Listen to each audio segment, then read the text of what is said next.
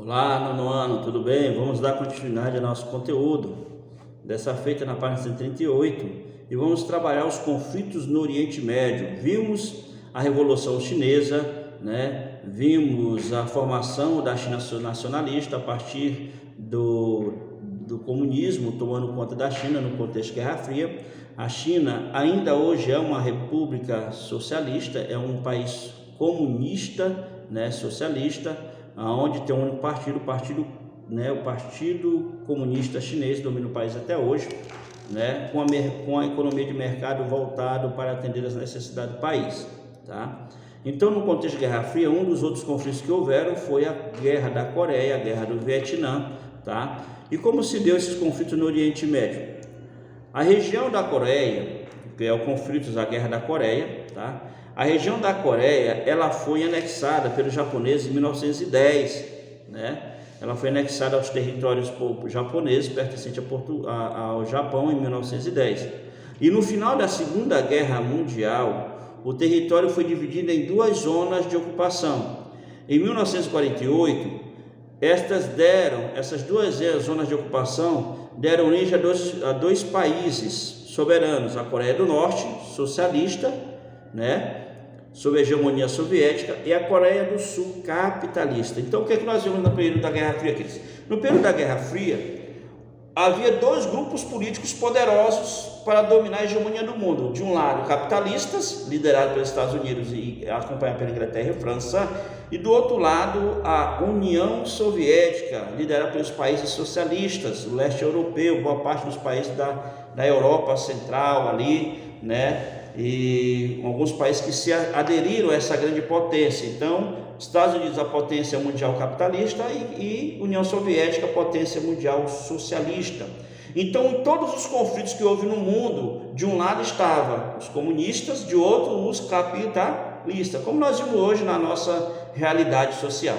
Então, a região da Coreia, ela foi em 1910 anexada pelo Japão. Depois da Segunda Guerra Mundial, ela passa a ser dividida em duas zonas políticas, Essas duas zonas dão origem a dois países, que é a Coreia do Norte, liderada pela União Soviética, apoiada pela União Soviética. A Coreia do Norte até hoje é comunista, como a China, tá? E a Coreia do Sul, que é o regime capitalista. São dois países, duas Coreias, a do Norte e a do Sul, Então, ela e aí existem essas duas nações? Sim. Então, essas dois países da Coreia, eles mantinham, e ainda hoje tem conflitos entre eles. Quando Mao Tse-tung ele assume o poder na China, os norte-coreanos avançaram militarmente sobre o Sul, apoiados pela China e pela União Soviética. Os Estados Unidos e seus aliados saíram em socorro à Coreia do Sul. A ONU autorizou nesse período o envio de tropas às regiões, envio de tropas internacionais às regiões, na busca de intervir, nesses conflitos, da fronteira entre a Coreia do Sul e a Coreia do Norte. Então houve, E a contraofensiva de Mao Tse-tung obrigou tropas internacionais a recuar até o limite anterior. Então havia o conflito entre a Coreia do Sul e a Coreia do Norte, devido à questão de limites territoriais, levou as potências mundiais da época a se envolverem no conflito. De um lado a União Soviética, mais a China, do outro os Estados Unidos e os países aliados. Então, nesse contexto, a ONU autorizou o envio de tropas a regiões que ocupariam boa parte da Coreia do Norte, Só que o exército de Mao Tse-tung faz eles recuarem, E aí, até antes do que era o limite proposto da divisão territorial dos países.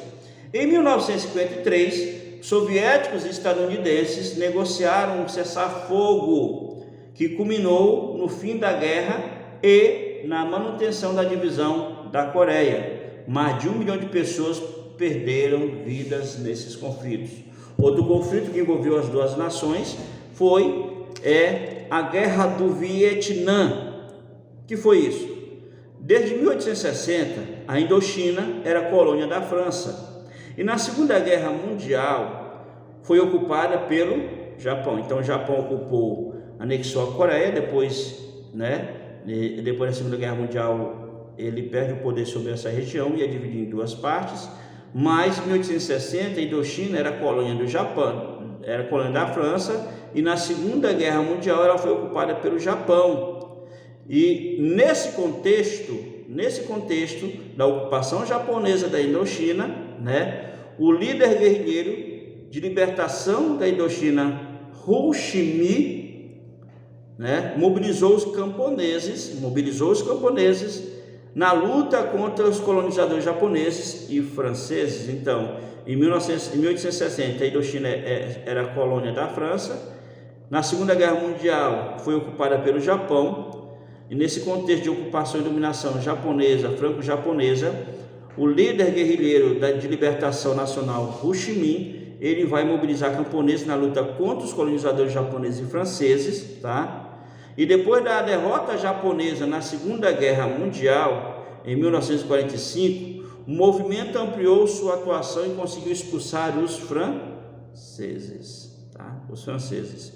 Então, quando o Japão foi derrotado na Segunda Guerra Mundial, enfraquecido, o exército revolucionário expulsa os franceses, os japoneses, e mais tarde eles também conseguem expulsar os franceses em 1954, na Batalha de Dien Bien Phu, Nesse ano, na Conferência de Genebra, E nesse ano, na Conferência de Genebra, a França reconhece, no ano de 1954, após o fim da batalha, no mesmo ano, na Conferência de Genebra, a França reconhece a independência da região, e essa foi dividida em 3 países: Vietnã, Laos e Camboja, Bem, o Vietnã, por sua vez, ficaria dividido em 2 partes até as eleições de 1956. O Vietnã do Norte, sob o controle de Ho Chi Minh, comunista, veja bem, o Vietnã do Norte, comunista, e o Vietnã do Sul, com o governo capitalista. Então perceba sempre a presença de capitalistas e comunistas no cenário da divisão de alguns territórios, sempre apoiando um lado, No entanto, o temor que havia sobre o comunismo sair e o medo dos comunistas saírem vitoriosos, o governo Vietnã do Sul, com apoio financeiro dos Estados Unidos, passou a enfrentar os guerrilheiros sul-vietnamitas, favoráveis a Ho Chi Minh, apelidados de Vietcongs, Então veja bem que os guerrilheiros sul-vietnamitas favoráveis a Ho Chi Minh, então havia dentro do Vietnã do Sul adeptos do comunismo, Ho Chi Minh. Então os Estados Unidos vai apoiar um conflito contra esse grupo que era favorável a Ho Chi Minh no Sul, E eles eram chamados de Vietcongs e o Vietnã do Norte, Então eles eram chamados de Vietcongs. A partir de 1954, os Estados Unidos entraram na guerra bombardeando o Vietnã do Norte. Anos seguintes, cerca de 500 mil soldados estadunidenses foram enviados ao Vietnã do Sul para lutar contra os Vietcongs e contra o Vietnã do Norte, Na Guerra do Vietnã, os Estados Unidos tiveram a oportunidade de testar os seus modernos equipamentos bélicos, e contra isso, a sua sofisticada tecnologia foi, testada na Guerra do Vietnã contra um pequeno país asiático, Eles lançaram muitas bombas, mais do que nas 2 guerras mundiais. Então os Estados Unidos aproveitou para testar o seu poderio bélico na Guerra do Vietnã, usando bombas de todos os tipos de bombas, Nos anos de 1970, usando táticas de guerrilha, como sabotagem e ataques surpresos, os comunistas do Norte e os Vietcongs avançaram progressivamente sobre as forças do Sul, vencendo tropas apoiadas pelos Estados Unidos. Nesse confronto, a ajuda de camponeses foi decisiva. Muitos agricultores vietnamitas tornavam-se guerrilheiros à noite, Então, isso contribuiu para que acontecesse inúmeros abusos e crimes de guerra cometidos contra a população civil por parte dos soldados americanos, estadunidenses. Então, diante dessas, eles usaram tática de guerrilhas, conseguiram vencer o exército americano e boa parte dos apoiadores deles, e os Estados Unidos vão usar de força, de arbitragem, e vai usar, abusar de várias formas contra os camponeses que viviam, a população civil que viviam nessas regiões. Em 30 de abril de 1975, a capital de Vietnã do Sul, Saigon, foi tomada pelas forças comunistas, e após a expulsão dos Estados Unidos, o território vietnamita foi reunificado e Saigon foi renomeada como Ho Chi Minh. Tá? Então, os vietnamitas, os Vietcongues venceram essa guerra, e é uma guerra que os Estados Unidos têm engasgada porque não conseguiram derrotar os comunistas. Então a vitória foi dos comunistas. Mas, em consequência, houve muita destruição, muita destruição.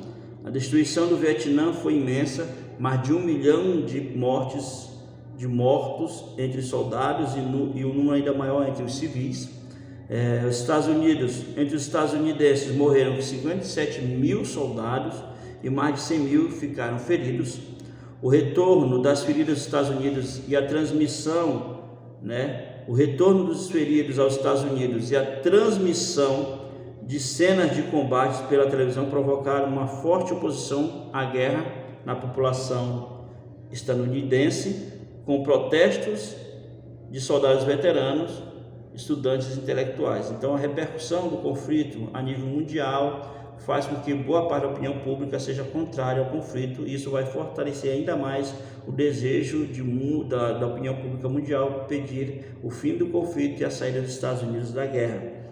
Então, selada a paz, o Vietnã aliou-se aos soviéticos, e isso resultou em sérios confrontos com a China, então rival da União Soviética, inclusive nos conflitos armados.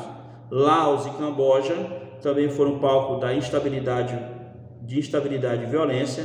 A intervenção dos Estados Unidos e da China foram acompanhadas por ditaduras sangrentas, como do grupo radical Khmer Vermelho, liderado por Pol Pot, no Camboja. Em decorrência disso, queridos, em decorrência dos conflitos, no final dos anos de 1960, a população desses países estava reduzida à metade. Então percebam que os conflitos mundiais que houveram logo após a Guerra Fria envolviam os Estados Unidos e União, logo durante a Guerra Fria, envolviam sempre de um lado comunista e socialista, levando